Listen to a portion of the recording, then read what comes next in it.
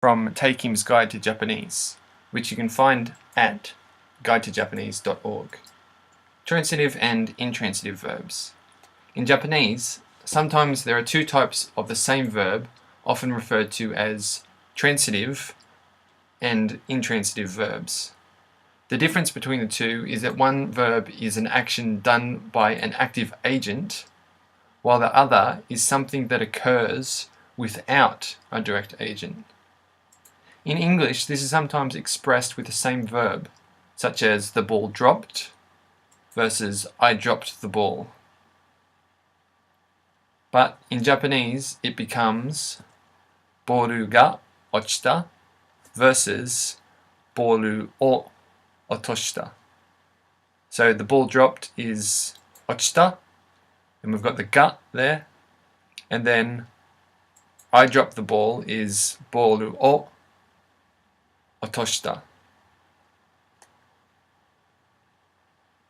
Sometimes the verb changes when translated into English, such as to put in the box and to enter the box, which in Japanese is hako ni ireru, to put in the box, versus hako ni hairu.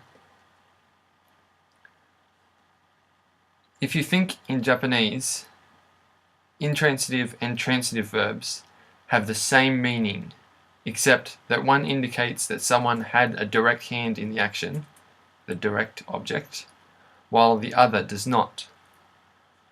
While knowing the terminology is not important, it is important to know which is which in order to use the correct particle for the correct verb. Let me repeat that. It is important to know which is which in order to use the correct particle for the correct verb. Since the basic meaning and kanji is the same, you can learn two verbs for the price of just one kanji. So let's look at a quick bunch of examples. So down the left hand side we've got the transitive verbs, and on the right hand side there's the intransitive verbs. So dasu is the transitive form of to take out, and deru is intransitive, which means to come out or to leave. Here we've got ireru, which is to insert, and then we've got hairu, which is to enter. Akeru versus aku, that's to open versus to be opened. Then we've got tsukeru, which is, tsukeru, not tsukuru, tsukeru, which is to attach, versus tsuku, which is to be attached.